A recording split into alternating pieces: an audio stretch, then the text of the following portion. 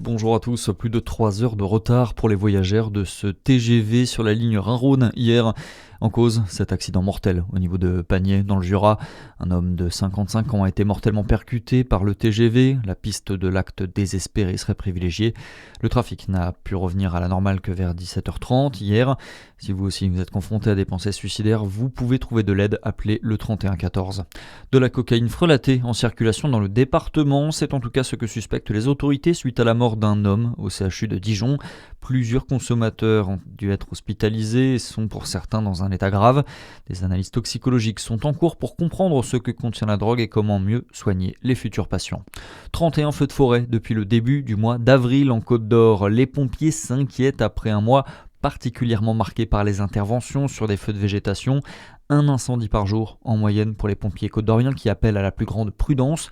Les conditions météo sont particulièrement propices avec un déficit de pluie et un sol très sec. Dans le reste de l'actualité, l'explosion des prix à la pompe au cœur d'une nouvelle manifestation ce matin à Paris. Agriculteurs, chauffeurs de taxi, pêcheurs et autres professions impactées se donnent rendez-vous place Vauban pour réclamer des aides au gouvernement. À l'origine de ce rassemblement, le collectif Réveil des territoires qui regroupe une dizaine d'associations professionnelles. Les organisateurs revendiquent un rassemblement pacifique et apolitique. Le sport et Léon Marchand poursuit sa moisson à l'Open de Fort Lauderdale aux États-Unis. Le quadruple champion olympique a remporté le 400 mètres 4 nages. Comme hier sur le 200 mètres papillon, le nageur français s'est imposé devant son partenaire d'entraînement, l'américain Carson Foster. De bon augure à 3 mois des championnats d'Europe de natation qui auront lieu à Paris.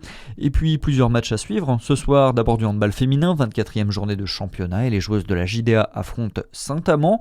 Rendez-vous à 19h30. Et puis un peu plus tôt, en basket, Dijon se déplace en région parisienne sur le parquet de Nanterre. Coup d'envoi à 18h20. C'est tout pour l'info. Bonne journée avec Fréquence Plus.